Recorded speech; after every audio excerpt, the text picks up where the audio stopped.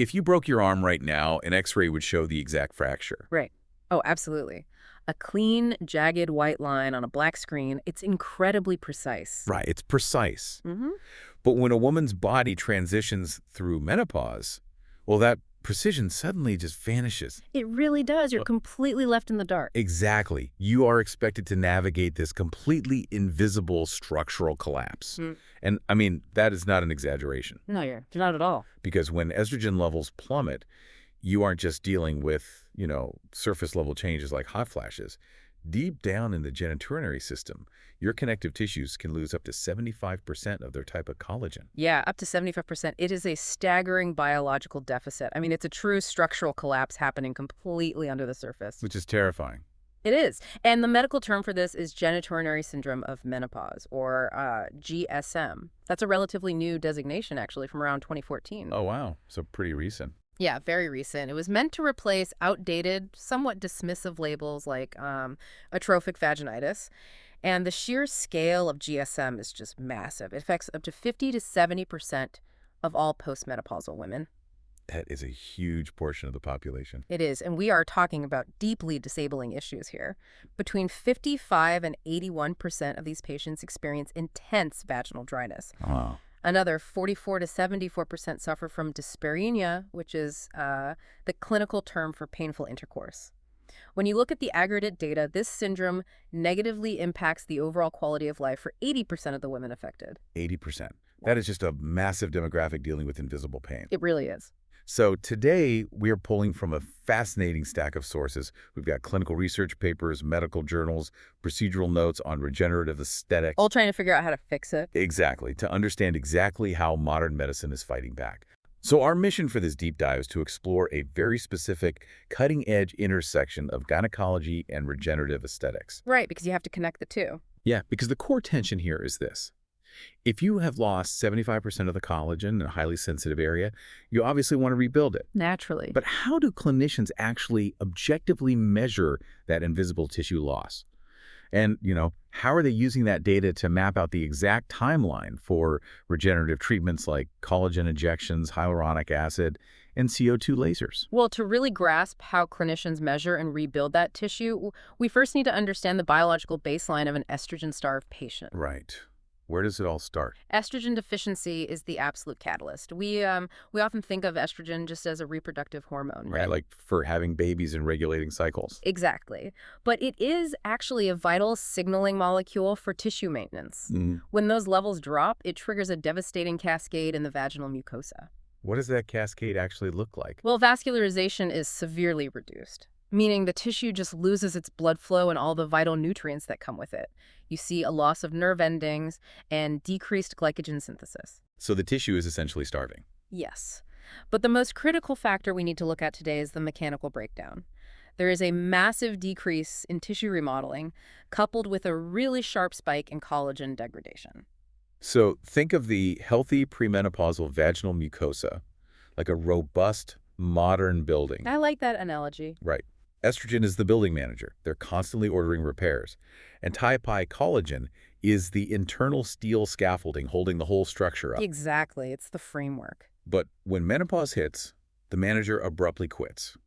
The daily maintenance stops entirely. The steel scaffolding doesn't just rust. Like we said, 75% of it is actively stripped away. It's just gone. Yeah. And without that internal scaffolding, the walls quite literally cave in.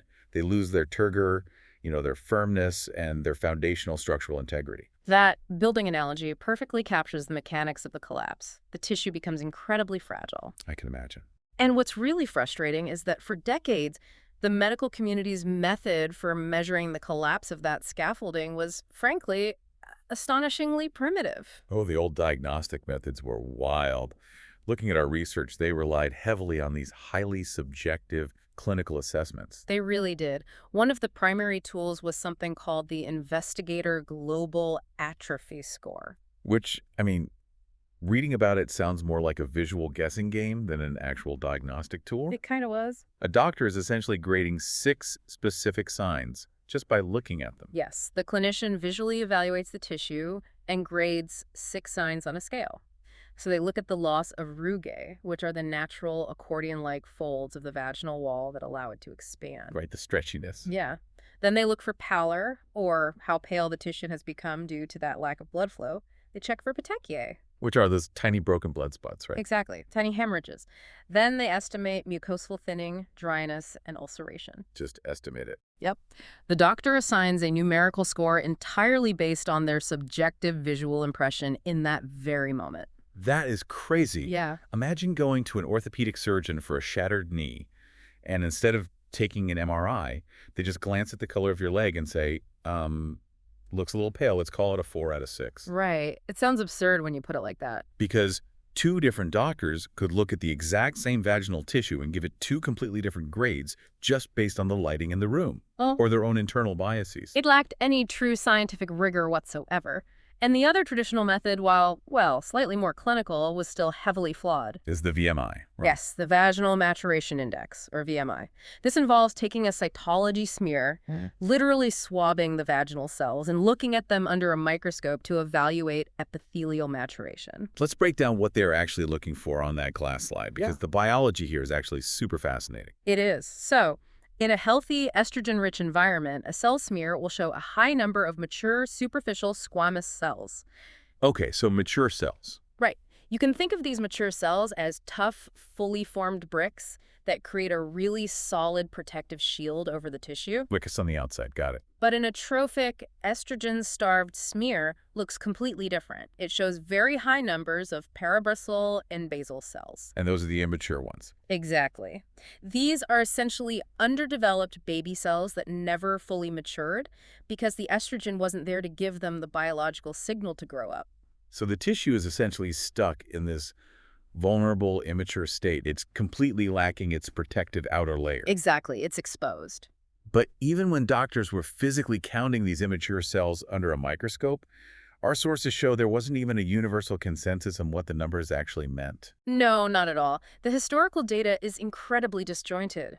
Researchers were using entirely different clinical cutoffs to define when a patient officially had vaginal atrophy. Which seems like a huge problem for standardization. Oh, massive. For instance, the researcher Speroff decided vaginal atrophy was a VMI score of 52 or less. Then another researcher, Pinkerton, set the cutoff at 50 or less. Close, but still different. Right. Meanwhile, Benjamin and Deutsch defined an atrophic smear as a maturation value of less than 40%. There was just no single objective anchor point. I find this traditional methodology so frustrating. It is. We're talking about modern medicine utilizing high-tech regenerative injectables, things like highly calibrated vulvovaginal collagen injections and fractional lasers, to literally rebuild the microscopic architecture of human tissue. It's advanced stuff. Right, so if a clinic is going to inject a biostimulator into your mucosa to rebuild that scaffolding, counting immature cells on a slide or grading how pale your tissue looks simply does not cut it. The field of regenerative gynecology absolutely agrees with you. That exact frustration drove a massive shift toward a high-tech diagnostic toolkit. Finally. Yeah. We have finally entered an era where clinicians can objectively measure sub-mucosal density and elasticity without having to rely on the naked eye. Okay, so let's get into the new tech. Well, the first major leap forward was taking ultrasound technology and adapting it specifically for this incredibly sensitive tissue. Wait, hold on. When you say ultrasound, I immediately picture like looking at a developing fetus or maybe checking a liver or something. Using that to measure a millimeter of vaginal wall seems like massive overkill, doesn't it? Like using a satellite to read a book. It would be overkill if they were using a standard abdominal probe. But clinicians began using transrectal linear array high-frequency ultrasound. High frequency is the key difference there. The high frequency is the absolute key. It doesn't penetrate as deeply into the body, but it provides incredibly high resolution of the structures right near the surface. Okay, that makes sense. This isn't just snapping a blurry black and white picture.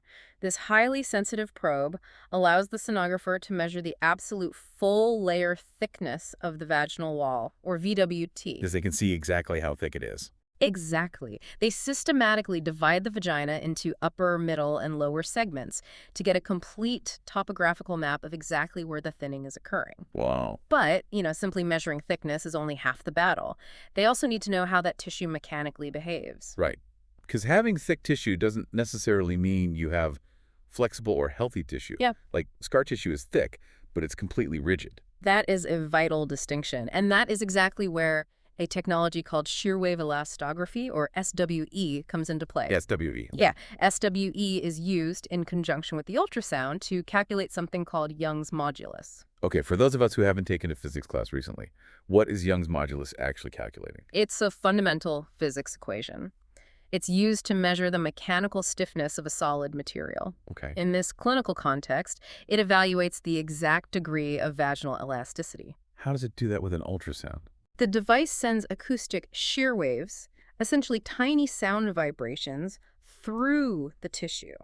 By measuring precisely how fast those sound waves travel through the mucosa, clinicians get an objective numerical value of how stiff or elastic the vaginal wall actually is. Oh, because sound travels differently through dense materials. Exactly. Sound waves travel much faster through stiff, degraded tissue. That is brilliant. It is. The studies in our sources clearly show that while Young's modulus can vary from patient to patient, the overall vaginal wall thickness drops significantly in postmenopausal women compared to premenopausal women. Imagine you're a patient sitting in a doctor's office. You're frustrated because it literally hurts to exist in your own body. Right.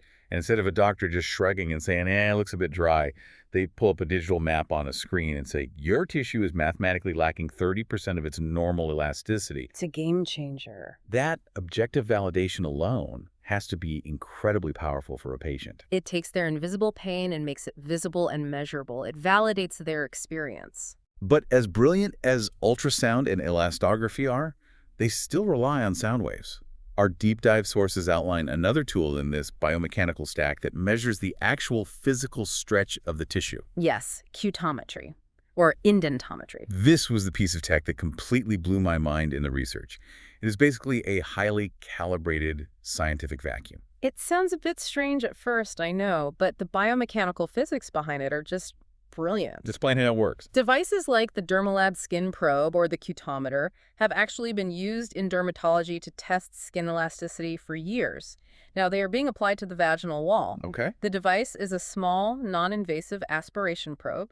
It's about 2 centimeters wide, with a tiny 10-millimeter aperture or opening in the very center. How does that actually measure elasticity inside the body? Does it just suction onto the vaginal wall? It does, yeah. But with incredibly precise preset vacuum pressure, the probe gently suctions the vaginal wall up into that tiny 10-millimeter opening. Like a little reverse pinch. Right. And as it pulls the tissue, the machine's internal sensors are calculating 2 critical biomechanical forces: stress, which is the actual amount of vacuum pressure being applied, and strain, which is the displacement, meaning how far the tissue physically stretches up into the opening. So it's literally testing how much stretch the tissue has left before it naturally resists the vacuum. Precisely. And crucially, it measures how well the tissue bounces back once the vacuum is turned off. Oh, that's important. Very. The cutometer calculates biological elasticity by looking at a very specific ratio.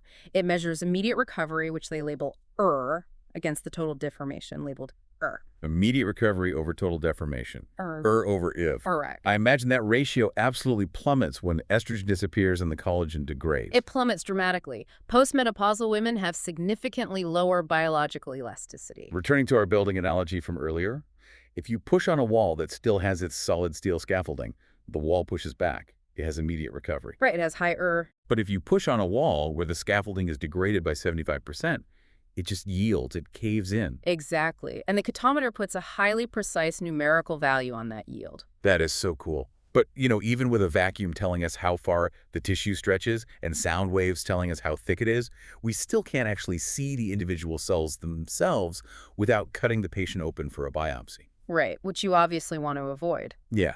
So how do doctors bypass the scalpel entirely to see what's actually happening on a cellular level? That was the ultimate challenge, and researchers solved it by bringing in a technology called optical coherence tomography, or OCT. OCT. Yeah, if ultrasound uses sound waves to map the tissue, and the cutometer uses physical vacuum pressure, OCT relies entirely on light. It's essentially a biological sonar, but it uses near-infrared light instead of sound. That is exactly the mechanism. OCT captures micrometer resolution, 3-dimensional images from within optical scattering media, like human biological tissue. In the sources, they frequently refer to it as an optical biopsy. which is such a powerful concept, a biopsy without the blade. It really is. It provides high spatial resolution visualization of the tissue microstructure. The clinician can literally see the distinct cellular layers, the epithelium on the surface, and the lamina propria beneath it in real time on a monitor. No need to excise a piece of sensitive tissue and send it off to a pathology lab. Exactly. But wait, how do we know these near-infrared light pictures are actually accurate? When you introduce new imaging tech, how do you prove it isn't just creating digital artifacts or visual distortions? It's a great question. Researchers proved its accuracy by testing it directly against the clinical gold standard. Which is an actual biopsy. Right. In one of the pilot studies we reviewed, researchers took a cadaveric vaginal specimen. They scanned it with the OCT device, recorded the digital image, and then performed a traditional physical biopsy on that exact same millimeter of tissue. Just to compare them side by side. Yes. They stained that physical tissue with hematoxylin and eosin, which is standard H&E lab processing, and compared the two. And did it match up? Perfectly. The OCT scan perfectly correlated with the physical biopsy under the microscope. It accurately visualizes the decreased vaginal epithelial thickness that we know occurs in menopausal women down to the micrometer. Wow. So if we step back and look at the diagnostic evolution here, it is breathtaking. It really is a massive shift. We've moved from a doctor just eyeballing tissue and saying it looks a bit pale, to an era where we use acoustic shear waves to calculate stiffness, precise vacuum ratios to measure physical bounce back, and near-infrared light to perform optical biopsies. It is a quantum leap in understanding the human body. Absolutely. Yeah. And this objective data is exactly what makes the next phase, the actual regenerative treatment, safe and effective. Because you can't trait what you can't accurately measure. Right. Now that clinicians can perfectly map the sub-mucosal density and elasticity, they can use this toolkit to actively dictate and monitor the therapies. Exactly. Because you don't gather this data just to admire it. You use it to fix that 75% collagen loss. Yeah. So let's transition from mapping the damage to actually repairing the scaffold. Let's do it. What are the specific regenerative injectables and tools being used? And more importantly, how do they actually work? The regenerative options currently being utilized and heavily studied for GSM are pretty diverse. Clinicians are using fractional CO2 lasers and radiofrequency devices. Okay, so energy-based devices. Right. And then on the injectable side, they are utilizing platelet-rich plasma, or PRP, hyaluronic acid, and specific vulvovaginal collagen injections. This is a crucial point that I think is often completely misunderstood about regenerative aesthetics. What's that? When a patient gets a collagen injection or a fractional CO2 laser treatment, it's not like a contractor caulking a crack in a window where the gap is immediately filled and the job is done that day. Not at all. And patients really need to understand the biological mechanism at play here. Right. These treatments, whether they are biostimulatory injectables or energy-based lasers, they do not provide instant structural fixes. They work by producing a highly controlled injury or by providing a temporary biological scaffold. And what does that do? That controlled stimulus is what triggers a process called neocollagenesis. Can you explain the actual cellular mechanics of neocollagenesis? Like, how does injuring the tissue or injecting a scaffold actually rebuild the wall? Okay, so inside your connective tissue, you have cells called fibroblasts. You can think of them as the construction workers of your body. Okay. When estrogen drops, these fibroblasts essentially fall asleep on the job. A fractional CO2 laser, for example, creates microscopic thermal wounds in the tissue. So it burns tiny, tiny holes. Right. This controlled injury acts like a fire alarm. It wakes the dormant fibroblasts up, forcing them to migrate to the area, proliferate, and begin synthesizing brand new type I collagen to heal the perceived wound. Ah, I see. The body is tricked into rebuilding its own scaffolding. So the clinician isn't injecting the final product. They are injecting the instructions or sounding the alarm for the body to do the heavy lifting itself. Precisely. And the human body operates on biological time, not on demand time. Which means it's slow. Very. The timeline for true skin and mucosa renewal is slow. The result a patient sees at week 6 is absolutely not the final result. Oh, wow. Yeah, the cellular factory is barely getting started at that point. Collagen remodeling continues for a full 3 to 6 months after a single treatment session. That biological timeline raises a very practical dilemma, though. Oh, it certainly does. Let's say a patient is dealing with severe GSM. They have intense painful intercourse, their quality of life is plummeted, and they are desperate for relief. Completely understandable. Right. So they get their first collagen injection or laser session. At week 4, they come back into the clinic, highly frustrated, demanding another session because they still feel dry and the pain isn't gone. They don't feel cured yet. This happens all the time. How does a clinician handle a desperate patient without overtreating them?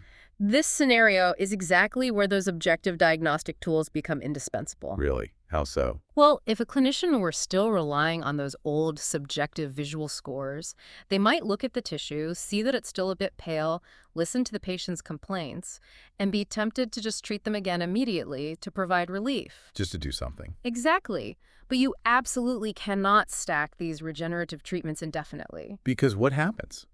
If a clinician just keeps pumping in biostimulatory filler or hitting the tissue with a laser every 4 weeks before the fibroblasts have finished their 3 to 6 month rebuilding cycle, what actually happens to the tissue? It leads to structural disaster. Really? Yes. You get accumulative buildup of product or thermal damage that distorts the natural proportions of the tissue. You can cause overfilling or trigger excessive scar-like tissue density. Oh, so you make it worse. Much worse. Instead of restoring that soft, healthy, elastic rugae, you create a rigid, fibrotic wall. Spacing the sessions is a non-negotiable part of the clinical protocol. So when that frustrated patient comes in at week 4, the doctor doesn't just say, trust the process. They pull out the high-tech toolkit to physically prove what is happening on a microscopic level. Exactly. The clinician evaluates the maintenance interval by looking at the hard, objective data. They show them the math. Yes. They can bring out the OCT device, scan the tissue, and show the patient the screen. They can say, look, let's measure your vaginal epithelial thickness today. See this cellular layer. Your thickness has mathematically increased by this many micrometers since day 1. Wow. The neocollagenesis is actively happening, the fibroblasts are working, but the new collagen simply hasn't matured yet. Or they use the cucometer vacuum, measure the physical stretch, and prove that the biological elasticity ratio is objectively improving. Exactly. Even if the surface level dryness hasn't fully resolved yet, it completely shifts the entire conversation from subjective frustration to undeniable biological progress. It completely changes the paradigm of care. The protocol is built to respect biology. Which is how it should be. Right. If a patient is combining a PRP injectable with a fractional CO2 laser, it is structured as a defined series. The maintenance phase only begins after the initial series is completely finished, and, most importantly, the new collagen has had that full 3 to 6 months to mature. The data dictates the timeline. Always. You don't guess, you measure. You wait for the biology to respond, you measure again, and only then do you maintain. That's the modern standard. Let's summarize this incredible medical journey, because it is a story of profound evolution. It really is. We started with the devastating hidden reality of menopause, the plummeting estrogen that causes a 75% loss of type I collagen, leading to a literal structural collapse of the genitourinary system. A collapse that affects millions of women. Right, and we looked at how medicine used to be stuck in the dark ages, visually guessing at tissue paleness or counting immature cells to gauge the damage. The analog days. Exactly. And then we explored the modern revolution. We now use transrectal ultrasounds and acoustic shear waves to map tissue thickness and stiffness. Such powerful tools. We use microvacuums to calculate exact biological bounce back. We use optical coherence tomography light-based biological sonar to watch the vaginal epithelium physically thicken in real time. It's almost science fiction. It is. And most importantly, clinicians are using this precise data to perfectly time regenerative treatments, respecting the slow 3 to 6 month biological timeline of neocollagenesis to prevent overtreating and ensure genuine, lasting renewal. It's incredibly exciting. It makes you wonder where this technology goes next. It really does, especially when you consider the overall trajectory of medical technology. What do you mean? Well, right now, tools like optical coherence tomography and miniaturized high-frequency ultrasounds are strictly clinical. Right, they are huge machines in a doctor's office. Exactly. They require a specialist, a dedicated clinic, and a scheduled appointment just to track this cellular aging and collagen regeneration. But technology always miniaturizes, and it always moves toward the consumer. That's true. It raises a fascinating question. How long until this regenerative tracking technology becomes personalized and portable? Wait, like an at-home scanner? Yes. Will the women of the near future have non-invasive, wearable, or at-home diagnostic devices that monitor their internal connective tissue matrix just as easily as they currently track their daily step count or their REM sleep? Oh, wow. We could be looking at a world where a woman seamlessly tracks her own submucosal collagen degradation day by day. That is mind-blowing, allowing her to schedule a regenerative treatment to rebuild her tissue scaffolding before a single physical symptom of menopause even has the chance to appear. Exactly. True preventative, personalized regeneration.